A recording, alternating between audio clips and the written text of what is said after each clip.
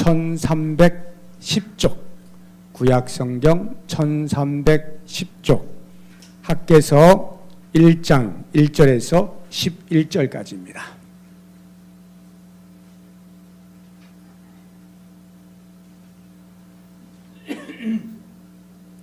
1절에서 11절까지 한 절씩 교독하겠습니다. 다리오 왕 제2년 여섯째 달 곧 그 달 초 하루에 여호와의 말씀이 선지자 학개로 말미암아 스알디엘의 아들 유다 총독 스룹바벨과 여호사닥의 아들 대제사장 여호수아에게 임하니라. 이르시되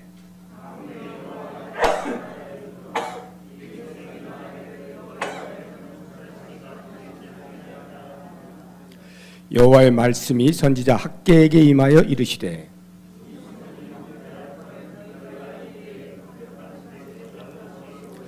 그러므로 이제 만군의 여호와가 이같이 말하노니 너희는 너희의 행위를 살필지니라.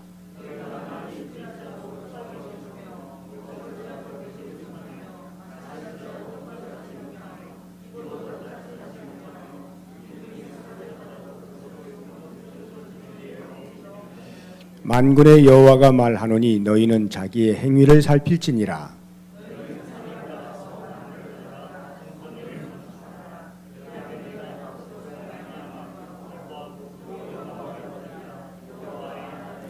너희가 많은 것을 바랐으나 도리어 적었고 너희가 그것을 집으로 가져갔으나 내가 불어버렸느니라. 나 만군의 여호와가 말하노라. 이것이 무슨 까닭이냐.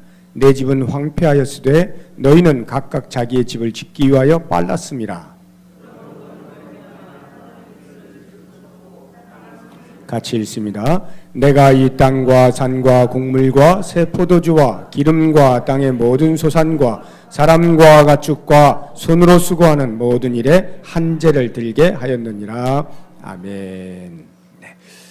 오늘은 제가 말씀을 전하지 않고 우리 문대성 전사님이 말씀을 전하시는데, 제가 지난주에 강구를 드린 대로 12월 27일 내일 모레 말고 그 다음 주일에 이제 사임을 하시고 새로운 임지로 가시게 되었는데, 말씀을 전하실 수 있는 기회가 오늘밖에 없더라고요. 이렇게 제가 살펴보니까. 그래서 시간은 좀 남아 있지만 말씀으로 여러분과 함께 교제할 수 있는 이제 마지막 시간이어서 우리 문대현 전사님을 제가 초청해서 말씀을 전하도록 이렇게 부탁을 드렸습니다. 성전을 건축하라 하는 말씀의 제목으로 전하실 때 많은 은혜 있으시기 바랍니다.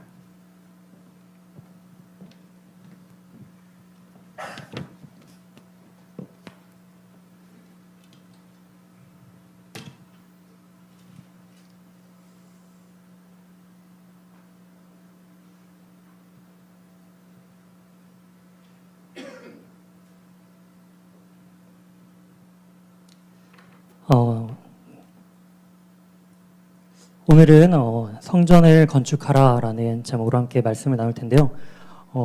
특별히 저희 중고등부에서는 이렇게 앞에서 PPT를 좀 사용을 합니다. 그래서 특별히 교육관이기 때문에 본당에서 잘할 수 없는 PPT를 사용해서 오늘 함께 그 성경에 관련된 그 사진들을 같이 살펴보면서 오늘 같이 말씀을 나누도록 하겠습니다. 연말이 되면 이제 각종 그 시상식을 하게 됩니다. 그래서 한 해 동안 열심히 수고했던 그런 사람들에게 이제 시상을 하는 그러한 시상식이 연말에 주어지는데요. 시상 소감을 하는 사람들 중에 기독교인들, 크리스찬들은 이렇게 고백을 하곤 합니다. 이 모든 영광을 하나님께 올려드립니다. 네, 이렇게 고백하는 모습을 자주 볼 수가 있는데요. 이런 모습을 볼 때마다 우리의 마음 가운데는 두 가지 마음이 듭니다. 첫 번째 마음은 뭐냐면, 저 사람이 기독교인이었구나. 이러한 마음이 들고요. 두 번째는 어떠한 마음이냐? 저 사람도 기독교인이었어? 네, 별로 차이를 못 느끼시나요? 저 사람은 평소에 그 사람의 행동을 보니까, 삶의 모습을 보니까 참 기독교인다운, 그래, 저 사람도 기독교인이었구나. 참 깊은 마음으로 공감을 할 때가 있지만, 어떤 분들은 전혀 크리스찬이라는 모습을 보이지 않았음에도 불구하고 나중에 하나님께만 영광 돌립니다라는 그런 멘트를 할 때마다 정말 저 사람이 크리스찬 맞나? 라고 생각이 들 때가 간혹 있죠.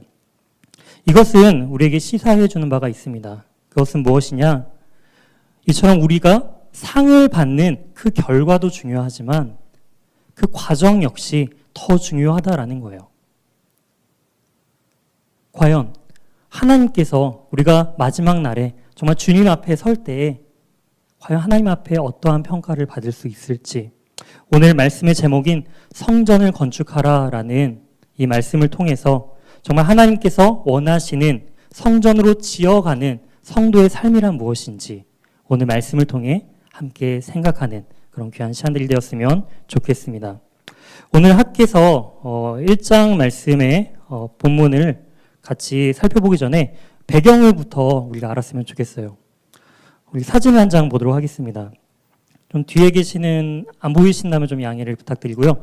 이 그림은 어떤 그림이냐면은 이제 722년에 북이스라엘이 아수르에 의해서 멸망을 당합니다. 그리고 얼마 지나지 않아 586년 이제 남유다도 그 바벨론에 의해서 포로로 잡혀가게 되죠. 이렇게 바벨론 군대가 예루살렘 성을 에워싸서 이제 3차에 걸쳐서 이 포로로 끌려가게 되고요. 3차 때 이제 결국 예루살렘 성과 성전은 다 폐허가 되고 맙니다. 그리고 권력이 있었던 사람, 그리고 여러 가지 지식이나 기술이 있었던 당시의 모든 사람들을 데려가고요. 좀 어렵거나 아니면 몸이 좋지 않거나 아프거나 하는 사람들은 이제 이 땅에 그대로 남겨두고 이렇게 바벨론 포로로 끌려가는 모습을 볼 수가 있죠. 이 여정이 얼마나 길었냐면은 지금 유다 땅이 유대에서 저 바벨론이야. 저 바벨론 땅까지 저 먼 길을 이제 가는 여정이었습니다. 그런데 이 바벨론이라는 나라도 영원하진 않았어요. 그림을 하나 더 보시면은 조금 분간이 되지 않겠지만 여기까지의 모습은 이제 여기까지가 이제 바벨론이고 여기가 바사 제국, 이제 페르시아 제국입니다. 페르시아와 이제 바벨론은 이렇게 그 경쟁 구도를 두고 있었는데 결국 이 바사가 이 바벨론을 점령하게 되죠. 바벨론 지역까지 모두 이제 점령하고 나서 이 바사 제국, 이 페르시아가 이 땅을 이렇게 통치하는 모습을 볼 수가 있습니다. 그러면서 이제 제국이 바뀌게 되면서 그 당시의 왕, 지금 학계서 1장에 나오는 다리오 왕 제2년 여섯째 달, 이 말은요, 그 전에 이미 고레스 원년 때 에스라서를 통해서 이제 바벨론 포로에서 너희가 다시금 예루살렘에 가서 너희가 성전을 다시금 건축하라라고 그렇게 허락을 받게 됩니다. 그래서 약 5만 명의 사람들이 이렇게 스룹바벨과 예수아를 중심으로 다시금 이 예루살렘 성으로 이동을 하는 모습을 우리가 볼 수가 있죠. 여기까지가 우리 학계서의 이제 배경입니다. 이러한 배경 가운데 과연 하나님께서는 그 성전을 어떻게 이 이스라엘 사람들을 통해서 지어가고 계시는지 함께 살펴보았으면 좋겠습니다. 우리 한번 학계서 1장 1절 말씀 보도록 할게요. 다리오 왕 제2년 여섯째 달 그 달 초하루에 라고 나와 있습니다. 다리오 왕은 이제 페르시아 왕이죠. 페르시아 왕이 이제 제2년 여섯째 달이라고 하면은 주전 520년경이에요. 그때면은 이제 곡식 수확이 대부분 마치는 시대를 이제 계절을 의미합니다. 이제 8월경이라고 해요. 그 당시 이제 다 추수를 마치고 난 후에 추수를 마치는 그 시대에 여호와의 말씀이 선지자 학계로 말미암아 살디엘의 아들 유다 총독 스룹바벨과 여호사닥의 아들 대제사장 여호수아에게 임하니라. 바로 1차 포로 귀환자의 리더들에게 하나님의 말씀이 지금 임하는 모습을 우리가 살펴볼 수가 있습니다. 그러면서 하나님께서 어떠한 말씀을 이어가시는지 이어서 보도록 하겠습니다. 2절입니다. 만군의 여호와가 이같이 말하여 이르노라.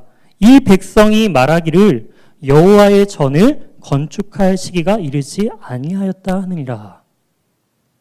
분명히 그 고레스 왕을 통해서 하나님께서 1차 포로 귀환자들 약 5만 명이나 되는 사람들을 그래 다시금 너희 땅으로 가서 다시금 성전을 짓고 하나님께 예배를 드리렴, 왕이 페르시아 그 거대 제국의 왕이 허락을 해줬어요.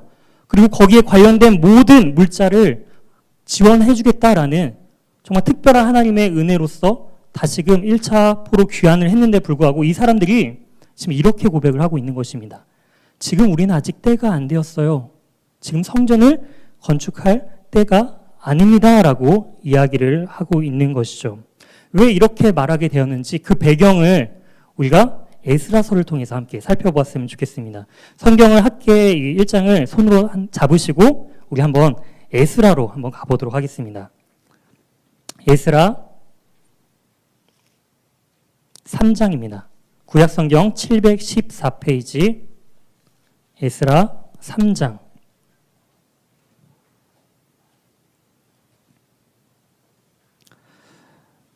드디어 이 스룹바벨과 이 예수와 이 여호수아를 통해서 드디어 이제 1차 포로 귀환자들이 돌아왔어요.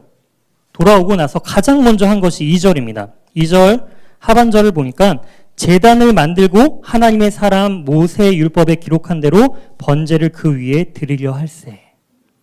가장 먼저 와서 한 것이 뭐죠? 바로 번제입니다. 바로 레위기를 통해서 하나님께서 이스라엘 백성들에게 말씀하신 그 제사를 하나님께 올려드리는 것이죠. 그러면서 3절 말씀을 보니까 에스라 3장 3절 말씀을 보니까 무리가 모든 나라 백성을 두려워하여 제단을 그 터에 세우고 그 위에 아침 저녁으로 여호와께 번제를 드리며. 오니까 지금 그 땅에는 누가 살고 있을까요? 바로 원래 살고 있던 원래 주민들이 빠져나가자 거기 남아있던 사람들은 연약한 사람들이에요. 자기의 그 힘이나 권력을 전혀 갖지 못하는 그러한 사람들만 남아있었기 때문에 주위의 여러 나라에서 이제 이주해서 그 땅을 살게 됩니다. 그래서 이제는 이 땅이 더 이상 이스라엘의 땅이 아니게 돼버린 거예요. 여러 민족이 함께 사는 그런 나라가 돼버리자 지금 사람들은 모든 나라 사람들의 백성들을 보면서 이제 두려워하기 시작합니다. 우리가 그 페르시아 왕의 그 명령으로 하나님의 은혜로 이 자리까지 왔지만 우리의 수는 5만 명밖에 되지 아니하고 저 사람들이 이방 민족들이 만약에 우리를 공격하기라도 한다면 한순간에 멸절당하는 거잖아요. 그렇기 때문에 두려움 가운데 가장 먼저 한 것이 바로 번제고 하나님 앞에 제사를 드리는 예배를 드리는 모습을 볼 수가 있습니다. 그리고 나서 한 것이 무엇이냐? 바로 10절입니다. 10절 전에 죄송합니다. 6절 말씀 보니까 여호와의 성전 지대는 미처 놓지 못한지라 번제는 드렸지만 아직 성전의 터 지대를 아직 놓지 못한 상태예요. 그러면서 이제 10절에 다시 이제 성전 기초를 놓을 때의 모습을 보도록 하겠습니다. 10절 말씀에 건축자가 이제 가장 먼저 한 것이 성전 기초 공사겠죠. 10절에 건축자가 여호와의 성전의 기초를 놓을 때 제사장들은 예복을 입고 나팔을 들고 아삽 자손 레위 사람들은 재금을 들고 서서 이스라엘 왕 다윗의 규례대로 여호와를 찬송하되. 바로 다윗 시대에 세웠던 그 찬양대들이 지금 다시금 자신의 나라로 돌아와서 성전 지대를 쌓고 그렇게 제사장의 역할들을 하려고 지금 준비하고 하나님을 찬양하는 모습들을 볼 수가 있습니다. 그런데 그때 두 가지 반응이 등장을 하죠. 이런 상황 속에서 어떠한 두 가지 반응이 일어나는지 함께 보도록 하겠습니다. 12절입니다. 제사장들과 레위 사람들과 나이 많은 족장들은 첫 성전을 보았으므로 이제 이 성전의 기초가 놓임을 보고 대성통곡하였으나 여러 사람은 기쁨으로 크게 함성을 지르니. 지금 성전의 기초를 놓은 정말 중요한 일을 했는데 지금 나이가 많았던 여기서 말하는 첫 성전은 뭐냐면은 솔로몬 성전을 의미합니다. 그 솔로몬 성전을 보았던 70세 이상 되었던 그 포로 귀환자들은 그 터를 보자 우는 거예요. 너무 보잘것없는 이 성전의 터를 모습을 보면서 정말 그 위대했던 그 솔로몬의 그 영광은 온데간데 없이 허무하게 지금 이 터만 남아있는 그 모습을 보고 지금 슬퍼서 대성통곡하며 울기 시작을 합니다. 하지만 그 성전을 보지 못했던 포로 1세대들은 다시금 귀환해서 성전의 터를 놓게 되자 기쁨을 감출 수가 없는 거예요. 그래서 한편에서는 정말 슬피 울면서 대성통곡을 하고요. 한편에서는 기뻐서 지금 찬양하고 노래하는 모습을 우리가 볼 수가 있는 것이죠. 이스라엘 백성들에게는요, 성전이 굉장히 중요합니다. 우리 한번 사진을 같이 보도록 하겠는데요. 저기 위에 빨간 점 있는 부분들이 이제 그림으로 그려진 건데요. 모리아산입니다. 모리아산. 모리아산은 어떤 산이냐? 바로 창세기 22장을 보면은 하나님께서 이 아브라함에게 아들 이삭을 번제로 드리라라고 했던 그 산이 바로 이 모리아, 여호와의 산입니다. 거기에 다윗 때 이제 여기가 여부스의 땅이었어요. 그런데 다윗 때 최초로 다윗이 이 여부스를 정복하고 이 다윗성을 밑에다 지었습니다. 그리고 이 여호와의 산 저 위에다가 법궤를 이제 안치를 했죠. 이제 시절이 지납니다. 근데 여기를 더 공사를 했어요. 그래서 솔로몬 때에 저 위의 성까지 이제 더 건축을 하면서 저기가 이제 솔로몬 성전이 되는 모습을 볼 수가 있습니다. 처음에 성전이 지어지기 전에는 이렇게 성막이었죠. 하나님께서 출애굽기를 통해서 시내산에서 약 1년 동안 하나님께서 말씀을 주시면서 너희가 법궤와 또 여러 가지 성전의 기구들, 그 다음에 성막, 그 다음에 제사장의 의복들을 어떻게 만들지에 대해서 설명해 주시면서 1년여 동안 만든 것이 바로 이 성막입니다. 이 성막은요, 하나님의 임재를 상징하고요. 그리고 이 성막을 중심으로 이스라엘 백성들은 모든 생활의 중심이 바로 이 성막 중심이었습니다. 이동식 성막이었죠. 그런데 이 성막이요, 솔로몬 때에 이렇게 7년 동안 다윗 때에 열심히 모아둔 그 재료와 다윗이 가장 좋은 것들을 이렇게 설계도와 여러 가지를 준비하면서 이렇게 솔로몬 때에 7년에 걸쳐서 이렇게 화려한 성전이 지어졌습니다. 그런데 이 성전이 다 무너졌어요. 바벨론 때에 다 무너지고 포로 귀환 자들이 오자 이제 터도 안 남아 있는 것입니다. 그 모습을 보니까 이 솔로몬 성전을 처음 봤던 이 화려한 모습을 봤던 70세 이상의 그 성도들은 울기 시작하는 거예요. 그런데 이 성전을 아직 보지 못했던 그 젊은 세대들은 그 터를 보고 기뻐하기 시작한 것이죠. 그런데 뭐가 문제냐? 이렇게 성전 터까지 지어졌는데 이제 열심히 쌓아 올리면 되잖아요. 그런데 왜 이들이 아직은 지을 때가 아니다라고 말한 것은 바로 사장의 내용을, 에스라 사장의 내용을 더 이어서 살펴보면은 그 내용을 알 수가 있습니다. 한번 이어서 말씀을 보도록 하겠습니다. 이제 4장 1절 말씀을 보니까 사로잡혔던 자들의 자손이 이스라엘 하나님 여호와의 성전을 건축한다 함을 유다와 베냐민의 대적이 듣고, 원래 살았던 이 사람들이 바벨론 포로로 끌려가자 다른 민족들이 그 땅을 차지했잖아요. 그러니까 거기 살고 있던 사람들이 원래 주인이 이제 온 거예요. 원래 주인이 왔기 때문에 이러다가 우리까지 다 쫓겨나겠구나. 우리의 삶이 없어지겠구나. 삶의 터전이 한순간에 또 없어질 수 있겠구나라는 위기감을 느끼게 된 것입니다. 그러자 이들이 제안을 해요. 어떠한 제안을 하느냐. 우리도 성전을 지는데 도와주겠습니다라는 친절한 제안을 합니다. 2절이죠. 우리도 너희와 함께 건축하게 하라. 처음에는 굉장히 좋은 의도로서 지금 인원도 딸리고 여러 가지 자재나 이런 것들이 이 사람들이 도와준다면 더 쉽게 건축할 수 있잖아요. 좋은 제안입니다. 그런데 뭐라고 이야기를 하죠? 3절입니다. 스룹바벨과 예수아와 기타 이스라엘 족장인들이 이르되 우리 하나님의 성전을 건축하는데 너희는 우리와 상관이 없느니라. 너희는 우리와 상관이 없어. 그러니까 우리가 지으면 돼 라고 이야기를 하는 거예요. 우리 민족도 예전에 오래전에 일제의 그런 식민지 지배를 당한 적이 있습니다. 그리고 다시금 광복을 했죠. 그런데 만약에 광복 이후에 이제 새로운 우리 이제 정부가 들어서게 되는데 그 정부의 자리를 예를 들면 청와대죠. 청와대를 이 일본 사람들이 지어준다라고 온다면 과연 그것을 허락할까요? 아니다라는 거예요.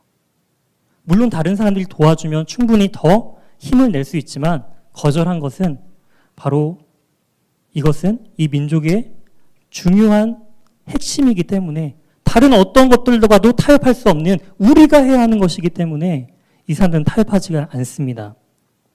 그러자 그 반응을 듣고 주위의 이방 민족들이 어떻게 반응을 할까요? 순순히 협조적으로 나왔을까요? 아닙니다. 4절 말씀 보도록 하겠습니다.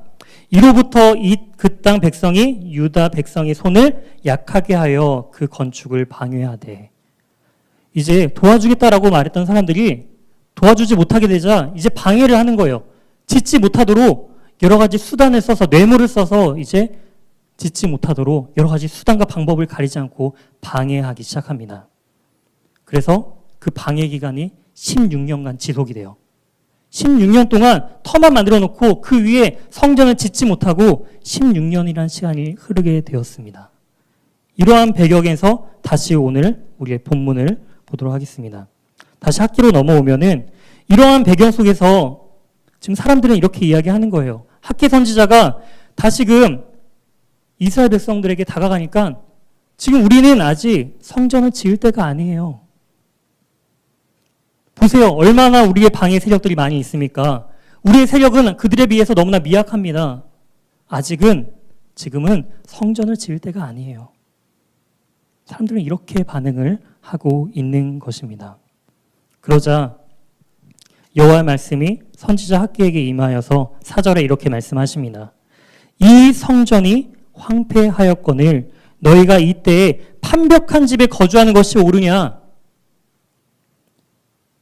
벽이 있는, 지붕이 있는 그 집에 너희는 살고 있으면서 정말 하나님을 위해 지어야 할 그것들 가지고 너희 집을 지금 쌓으면서 지금 여호와의 전은 어떤지 너희가 보았니? 이렇게 하는 것이 옳으니? 이렇게 말씀하고 계시죠. 그러면서 5절에 그러므로 이제 만군의 여호와가 이같이 말하노니 너희는 너희의 행위를 살필지니라. 행위를 살필지니라. 행위를 통해서 하나님께서는 판단하신다라는 것입니다. 너희가 어떻게 행동하느냐, 그것을 보시겠다라는 거예요.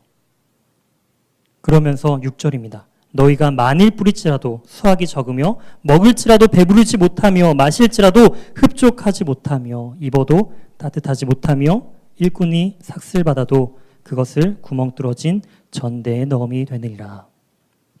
그렇습니다. 하나님께서 도와주시지 않는다면 사람들이 하는 그 모든 열심과 일은 헛수고가 될 뿐더러 그 결과마저도 좋지 못하다는 거예요. 바로 하나님께서 도와주셔야만, 하나님의 은혜가 우리에게 덮여야만 그 땅에서 살아갈 수 있음을 분명하게 이야기를 해주고 계시는 것입니다. 그러면서 또 말을 하죠. 7절입니다. 만군의 여호와가 말하노니 너희는 자기의 행위를 살필지니라.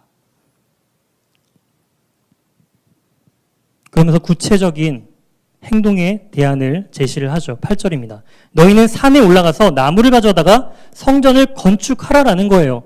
그 행위가 뭐냐?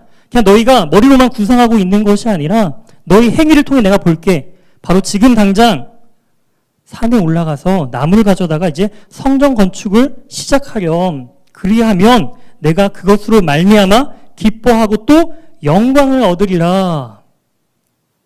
하나님께서 바로 학기 선지자를 통해서 이렇게 말씀을 하고 계신 것입니다. 그러면서 9절입니다. 너희가 많은 것을 바랐으나 도리어 적었고 너희가 그것을 집으로 가져갔으나 내가 불어버렸느니라. 나 만군의 여호와가 말하노라. 이것이 무슨 까닭이냐? 내 집은 황폐하였으되 너희는 각각 자기 집을 짓기 위하여 빨랐습니다. 그렇습니다. 하나님께 사용되어야 할 것들을 가지고 자신의 것을 채우기에 급급했다라는 거예요. 하나님의 성전은 나중에 지어도 돼요. 지금 상황이 안 되면 좀 나중에 짓죠. 그러면서 자신이 살아가야 할 그런 삶의 터전을 짓는 데는 굉장히 빨랐다라는 것입니다. 그런데 하나님께서는 그 모습을 결코 옳지 못하다 여기시고 바로 행위를 살필지니라, 행위를 살필지니라 라고 계속적으로 말씀을 하고 계시죠. 그러면서 10절과 11절 말씀 보겠습니다. 그러므로 너희로 말미암아 하늘은 이슬을 그쳤고 땅은 산물을 그쳤으며 내가 이 땅과 산과 곡물과 새 포도주와 기름과 땅의 모든 소산과 사람과 가축과 손으로 수고하는 모든 일에 한재를 들게 하였느니라. 바로 심한 가뭄을 통해서 사람들이 자신들이 수고한 만큼의 그러한 수확을 얻지 못하게 되었다라는 거예요. 아무리 열심히 노력을 한다 할지라도 하나님께서 도와주시지 않는다면 그 사람의 수고는 헛되다라는 것을 분명하게 말씀을 해주고 있는 것입니다. 이러한 이유가 바로 하나님께서 이렇게 우리를 징벌하셨기 때문이다라는 것을 분명하게 말씀을 통해 이야기해주고 계신 것입니다. 이것이 바로 오늘 본문 학기에서에 대한 전체적인 이야기입니다. 이것을 통해 우리가 세 가지를 통해 하나님께서 주시는 말씀을 우리 함께 살펴보았으면 좋겠습니다. 살펴보기 전에 앞서서 이것이 바로 이제 수룹바벨 성전입니다. 그 이스라엘 백성들 바벨론 포로로 잡혀갔다가 다시 귀환한 자들이 지은 성전이 바로 이거예요. 솔로몬의 성전과 비교했을 때는 굉장히 초라하죠. 그리고 나서 나중에 헤롯 때에 지은 성전이 있어요. 대헤롯이 지은 성전이 바로 헤롯 성전. 이제 신약 시대의 성전이죠. 이제 이 모습들을 이제 통해서 우리가 오늘 말씀을 세 가지로 한번 정리하고자 합니다. 첫 번째는 행위를 살피는 삶이다라는 것입니다. 하나님은요, 계속적으로 이스라엘 백성들에게 행위를 살피라고 했습니다. 그렇다면 하나님께서 살피실 그 행위가 구체적으로 무엇인가라는 거예요. 예수님께서 말씀하시죠. 내 보물이 있는 곳에 내 마음이 있다. 이 말은 무엇이냐? 바로 우리가 지금 사용하고 있는 그 시간과 물질을 보면 알 수 있다라는 거예요. 과연 우리는 무엇을 하는데 가장 많은 시간과 가장 많은 물질을 사용하고 계시는가요? 이스라엘 백성들은 자신의 집을 지키기에 급급하고 자신의 그 삶을 풍성하게 하는데 열심히 시간을 내고 돈을 들여가며 노력을 했습니다. 그 시간과 물질을 보면 나를 위하는 삶인지 바로 하나님을 위한 삶인지 우리는 알 수 있다라는 것이죠. 우리 한번 다시 이 성전의 그 처음의 모습을 한번 다시금 생각해 보도록 하겠습니다. 그 성전이 처음 세워진 그 터가 바로 창세기 22장에 나오는 모리아산이에요. 모리아산에서 아까 있었던 일이 바로 그 아브라함 때의 자녀 그 이삭, 그 100세 때에 태어난 그 사랑하는 아들 이삭을 하나님께서 번제로 바치라고 말씀하셨잖아요. 아브라함은 어떻게 반응하고 행동했나요? 바로 순종했습니다. 절대적인 순종을 하나님께 한 모습을 볼 수가 있습니다. 바로 순종의 터 위에 세워진 것이 바로 성전이다라는 것입니다. 하나님께서 원하시는 것도 바로 이것이에요. 순종의 그 터 위에 하나님께서 이 성전을 세우신 것처럼 하나님께서는 성전을 다시금 세워져 나아가는데 우리의 그 전적인 순종을 원하신다라는 것입니다. 두 번째는 지어져 가는 삶이다라는 것입니다. 성전의 개념은요, 이제 더 이상 구약시대에는 그렇게 보이는 성전이었습니다. 헤롯 성전 같은 경우에는 하나님께서 지으라고 명령하시지 않았어요. 대헤롯 때, 헤롯 대왕 때에 그 지역을 이제 통치하게 되면서 이스라엘 지역을 관할하게 되면서 이스라엘 백성들에게 자신의 인기를 얻고자 가장 이스라엘 백성들이 중요시 여기는 그 성전을 가장 화려하게 만듭니다. 46년 동안 자신의 아들 헤롯 때까지 이어서 계속적으로 성전을 지어가고 있는 거예요. 그래서 예수님 때까지도 그 성전이 지금 46년 동안 지어져 가고 있다라고 분명히 이야기를 하고 있죠. 그런데 더 이상 신약 시대는요, 성전의 개념이 건물이 아니게 됩니다. 요한복음 2장 19절부터 보게 되면은 예수님께서 이렇게 말씀하셨습니다. 예수께서 대답하여 이르시되 너희가 이 성전 그 헤롯 성전을 헐라 내가 사흘 동안에 일으키리라 라고 말씀하십니다. 그러자 유대인들이 황당하죠. 유대인들이 이르되 이 성전은 46년 동안이나 지었건을 네가 어떻게 3일 동안에 일으키겠느냐 이렇게 이야기하자 예수님께서 이렇게 그러나 그 구절에 대해서 의미를 지금 요한 기자는 이렇게 이야기를 합니다. 그러나 예수는 성전된 자기 육체를 가리켜 말씀하신 것이니라. 그렇습니다. 이제 성전의 개념이 바뀌게 되었습니다. 더 이상 건물이 아니에요. 더 이상 이렇게 보여지는 사람이 만드는 것이 성전이 아니라 바로 나 자신이 성전이다라고 예수님께서 말씀하시죠. 그리고 예수님께서 십자가에 달려 죽으시고 부활하심을 통해서 바로 예수님의 말씀인 그 성전이 무너져 내리고 다시금 3일 만에 지어져 나아가는 모습을 우리에게 보여주신 것이죠. 그렇기 때문에 고린도전서 3장 16절에도 이렇게 사도 바울은 이야기를 합니다. 너희는 너희가 하나님의 성전인 것과 하나님의 성령이 너희 안에 계시는 것을 알지 못하느냐. 예수님이 성전이시죠.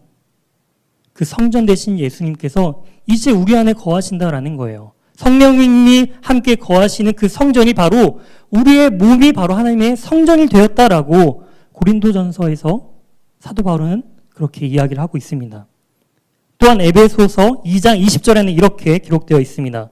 너희는 사도들과 선지자들의 터 위에 세우심을 입은 자라.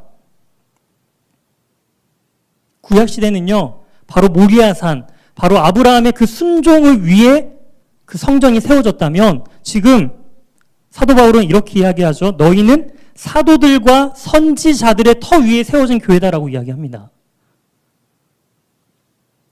사도들, 다 하나님의 복음을 전하다 최후엔 다 순교를 당하죠. 그 순교 위에 그 선지자들의 터, 선지자는 무엇을 의미하나요? 바로 하나님께서 주신 그 사명을 의미합니다. 예수 그리스도의 그 복음을 위해서 죽어가는 그 순교자들의 피와 하나님께서 주신 그 사명 위에 이제 우리의 교회들이 세워진다라는 것입니다.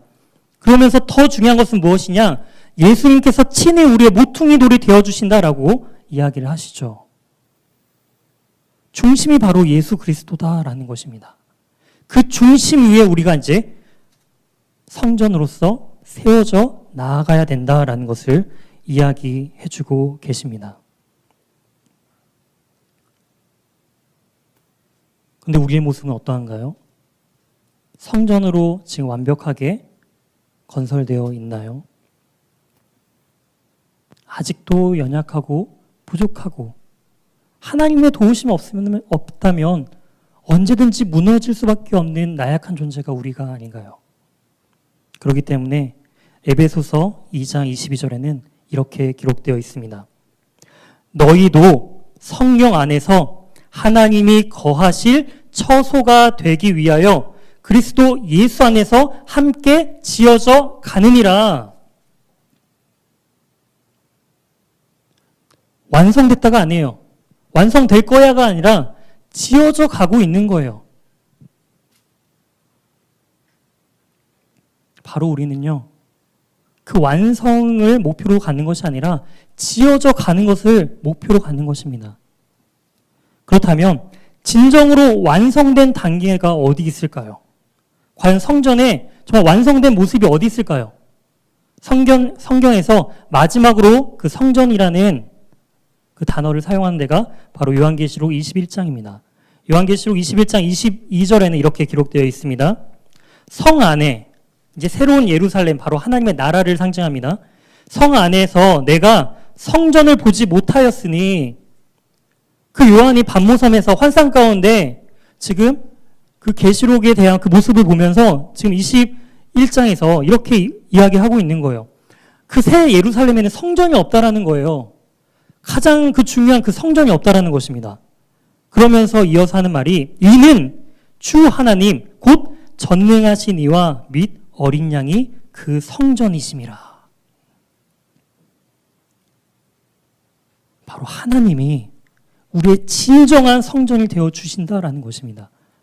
그곳이 바로 하나님의 나라라는 것이죠. 바로 궁극적으로 완성된 그 하나님의 영원한 나라라는 것입니다. 그렇다면 우리는 이 땅에서 지어져 가는 거예요. 그 완성된 하나님의 나라까지 계속적으로 보수하고 섬기고 헌신하여 순종함을 통해서 지어져 가야 된다라는 것입니다. 그때 우리는 하나님의 나라에서 우리의 영원하신 그 성전인 하나님과 함께 거하게 된다라는 것이죠. 마지막 세 번째입니다. 기억하는 삶이다라는 것입니다. 우리 다시 본문 학개서 2장으로 다시 돌아가도록 하겠습니다. 학개서 2장 15절을 보면은 이렇게 기록되어 있습니다. 이제 원하건대 너희는 오늘부터 이전 곧 여호와의 전에 돌이 돌 위에 놓이지 아니하였던 때를 기억하라. 지금 이렇게 폐허가 된 것을 너희가 지금 이 순간 이것을 지금 기억하라라는 거예요. 이제 이 위에는 수르바벨 성전이 올라갈 거고요. 나중에 신약 시대에는 저렇게 화려했던 헤롯 성전이 올라갈 거예요. 그런데 그 성전이 지어지기 전에 이렇게 황폐했던 지금 이 순간 너희가 이 성전이 무너졌을 때 그것을 기억하렴이라고 지금 말하고 있는 것입니다.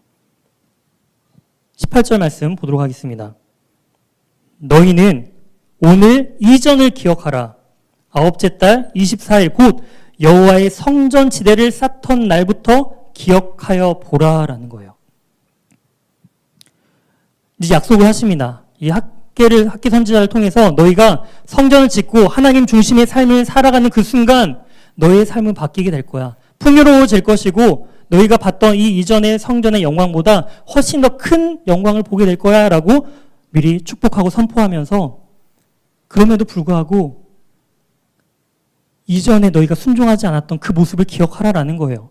순종하지 않았을 때 너희가 아무리 노력을 해도 아무런 그 풍성한 열매를 거두지 못했던 그것을 기억하라라는 것입니다.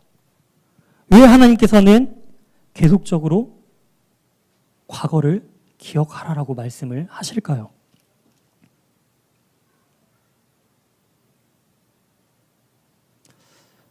제가 여기 부평 동부교회에 온 지 이제 7년째가 되었습니다. 꽤 오랜 시간 동안 우리 성도님들과 많은 그런 추억들을 또 함께 만들어가게 돼서 너무나 기쁘고 감사합니다. 제가 담임 목사님께서 여기 부임하시고 그 리모델링을 본당에서 했잖아요. 그 모습을 제가 이제 본 적이 있습니다.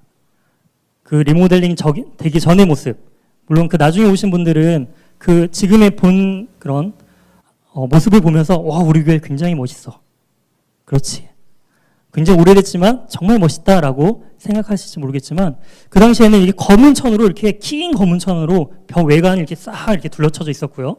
앞에는 정말 높은 강대상, 나무 강대상이 정말 위에서 한 2층 높이인 것 같았어요. 되게 높은 그런 높이의 강대상과 굉장히 그런 모습의 그런 그 교회의 분위기가 봤던 모습이 이제 기억이 납니다.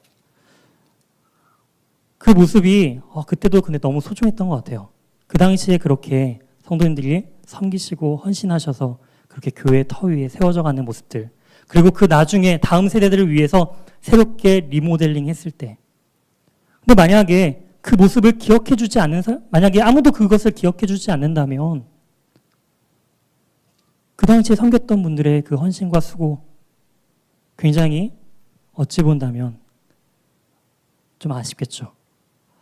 그 당시에 그래도 최대한 섬김을 통해서, 예전에 이영호 장로님이 그 얘기 하시더라고요. 예전에, 지금은 현수막 같은 것을 그냥 프린트하면은 그렇게 일주일이면 오잖아요. 예전엔 다 이렇게 손으로 다 그리셨다고 해요. 뭐 광고나 뭐 한 거 크게 이렇게 붙이게 있으면은 다 이렇게 손으로 그려가지고 일일이 그런 헌신들과 사랑들을 통해서 이 부평 동부교회가 세워져 나가고 있었다라는 거예요.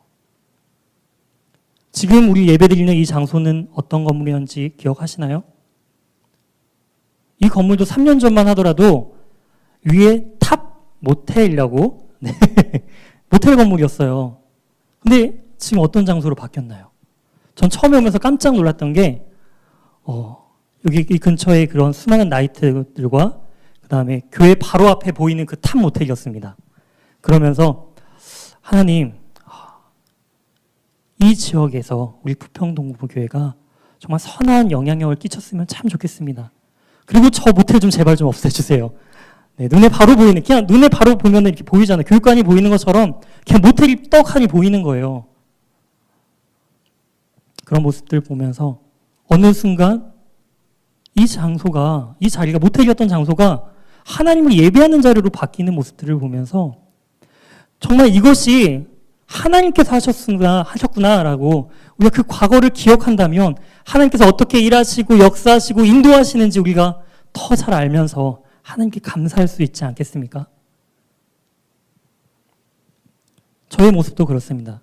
처음에 왔을 때 이제 25살에 이제 풋풋한, 네, 저의 첫 모습을 기억하신 분들은 지금 저의 모습을, 네, 상상을 못 하실 텐데요. 굉장히 호리호리하고, 네, 말랐던, 네, 그랬던 제가 어느 순간 이제 결혼하고 너무 사랑을 많이 받아서 이렇게 몸도 풍성해지고, 네, 너무 이렇게 사랑을 많이 받아서 이렇게 풍성해지더라고요.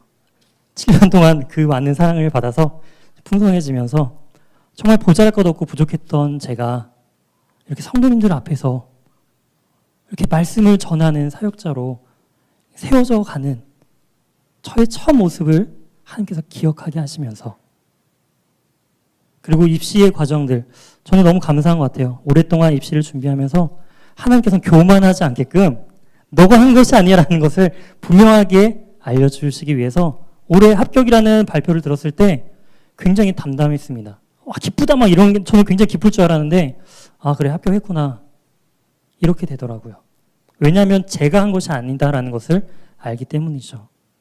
하나님께서 인도하신 것이고, 또한 여기까지 공부할 수 있도록 많은 배려와 사랑을, 격려를 우리 교회가, 우리 성도님들이 해주셨기 때문에 이 결과를 얻은 것이지 제가 한 것이 아니다라는 것을 알았기 때문에 합격하고 나서도 그냥 감사합니다, 하나님.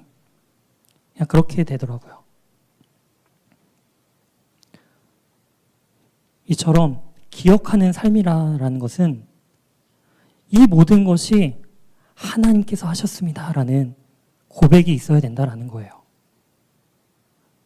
하나님께서 사람을 통해 하셨죠. 우리를 통해 하셨습니다. 우리를 통해 지금까지 이 교회를 여기까지 세워주셨습니다.